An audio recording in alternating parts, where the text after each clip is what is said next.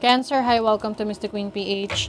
At ito yung part 3 ng reading ninyo for January 2026. So we will see the energies na inyong love life, ang inyong buhay pag-ibig. So kung hindi kayo interesado sa love life nyo, wag nyo na itong panoorin, okay? So let's see. And reminder lang, itong reading na to ay general reading. So maaari kayong makarelate, maaring hindi, just take what resonates. And another reminder, hindi po ako unang magme-message sa inyo para mag-offer ng mga readings or any services. Kayo po yung magme-message sa akin dahil may mga nagpapanggap na Mr. Queen PH, lalo na sa TikTok. So mag-ingat kayo dyan. Kayo po ang magme-message sa akin, or meron tayong link sa description at sa comment or comment section kung gusto niyo mag-book for a private reading. So let's see, Cancer. What's the energy? January 2026. January 2026. Love life.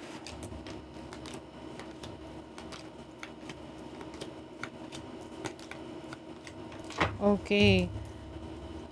Parang merong ano rito, magtatanan. Magtatanan talaga. Oo, kung kayo ay nasa yung bago pa lang yung relationship ninyo and you feel like, gusto nyo na may sarili kayong buhay, may sarili kayong, ang tawag dyan, parang space. Ayan, bubukod na kayo sa, let's say, kung dati nakikipisan kayo or nakatira kayo sa parents ng partner mo or parents mo, ngayong January, lilipat na kayo. Na kung saan, doon kayo mas magiging masaya. Yung iba sa inyo magkakaanak or buntis, may buntis sa family. In fairness, some of you are in a good relationship with your person, no? Meron ditong stability, meron ditong maayos na pagbibigay or merong suporta na nakukuha from the person that you are dealing with.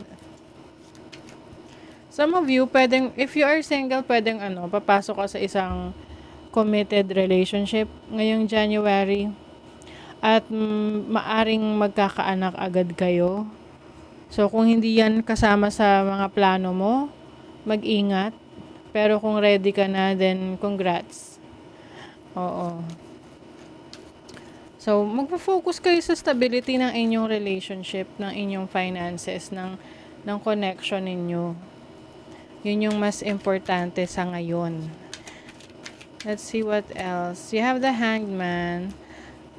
And then, yeah. I think, kung dati parang kasi hindi nyo rin to inaasahan eh. Lalo na kung bagong relationship lang to. Yung tipong wala pang isang taon. Hindi nyo rin inaasahan na magiging seryoso kayo sa connection na to. Maaring this person is, yung hindi talaga siya yung type mo, or hindi siya yung sa standards mo, pero somehow, nagkaroon ng malalim na romantic connection with this person, and ngayon, talagang nagugustuhan mo na. Wino-work out nyo na yung connection ninyo. O, diba? The Fool is like a new start, or pwedeng nag-take ka ng risk. Kumbaga, sumugal ka sa relationship na to. Some of you, hindi yan gusto ng parents nyo, yung partner nyo, or maaring hindi ka gusto ng parents niya, or hindi gusto ng parents mo yung partner mo. Yung person mo. Pero ayun nga, love conquers all, o, diba? With the Four of Wands, magiging matagumpay ang relationship ninyo.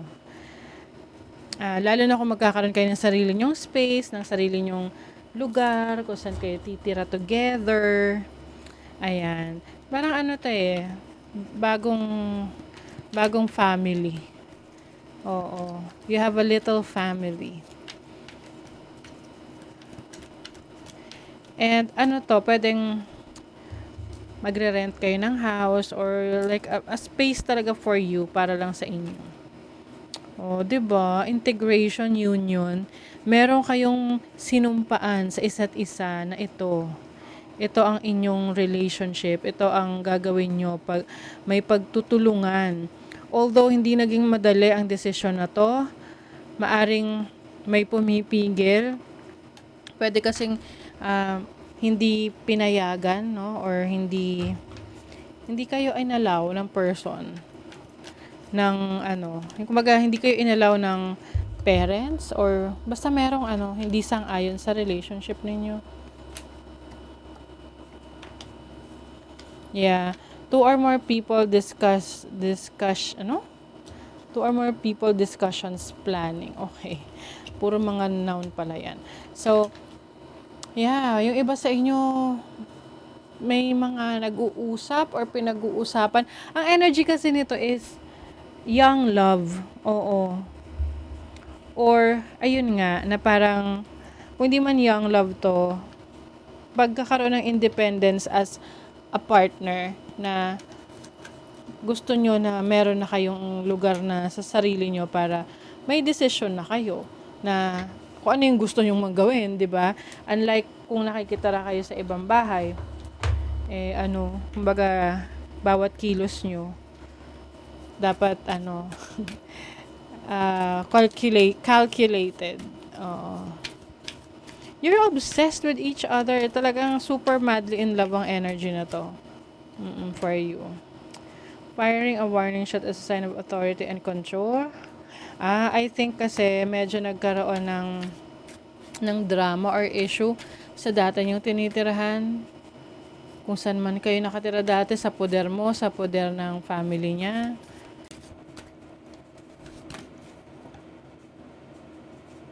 Focus on what can be done now and what has been delayed. Siguro matagal niyo na tong plano. Tapos, ngayon nyo lang to nagagawa. So, you really want to make sure na magawa nyo to for your relationship. Meron pa dyang yung parang ikaw pa yung masama. Kasi aalis na kayo sa kanila. Na parang, sasabihin wala kayong utang na loob, gano'n. Grabe, no? Anyway, tingnan pa natin. Yung sisisihin yung partner mo. Tama nga naman na umalis na kayo dyan sa poder ng kung sino, nasan man kayo ngayon. And have your own life. 'Di ba? Focused on money kayo. So, ang priority ninyo, stability. Para wala nang makikialam sa mga desisyon nyo. May jealous. May naiinggit siguro. Alam nyo kasi sa isang relationship, mahirap talaga yung nakikitira sa in-laws, sa mga biyenan. Oo, kasi pwedeng may parang pagsiselos pagdating sa attention na ibinibigay. For example, lalaki yung partner mo. Tapos, nakatira pa kayo sa parents niya. So, parang yung nanay niya pwedeng nakikiagaw pa ng atensyon sa anak niya kahit may asawa na. Kasi nga, nakatira kayo sa isang bahay. Kaya ganun. Missing you. May times kasi siguro na hindi kayo masyado magkasama. Kaya, ngayon, mas gusto nyo na magkasama na kayo, you have your own place, para mas meron kayong privacy. Mas nagagawa nyo yung gusto nyong gawin. 'Di ba? Ang galing ng reading for Cancer. Siya. Medyo kakaiba kumpara sa ibang reading so far. So, tignan natin yung actions mo. Uy, Ten of Pentacles.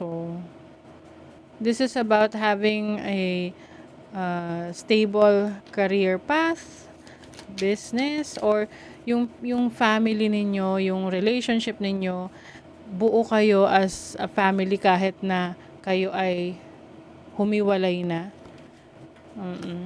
Gusto nyo kasi ng kalayaan. 8 of Swords. 7 of Swords. Okay. Kasi feeling ko, meron ditong parang nasisira yung image ng another person. Sinisiraan. Oo.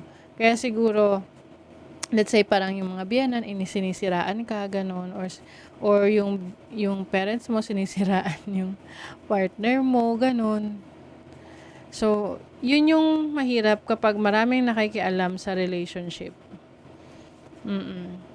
So, kung talagang yun nga papatunayan mo na ang tawag nito, paninindigan, oo, yung relationship, then you have to be there for your person and, have this own privacy para sa sarili ninyo. Para kayo ay magkaroon ng sarili ninyong desisyon at walang nangingialam. Oo. So, kung yun yung plano ninyo ng person mo ngayong January, it is definitely going to happen. Okay? Magkakaroon kayo ng sarili nyong space. Magkakaroon kayo ng sarili nyong bahay na kung saan ikaw ang reyna or ikaw ang hari. Okay? So, that is your reading, Cancer. Thank you so much. See you again.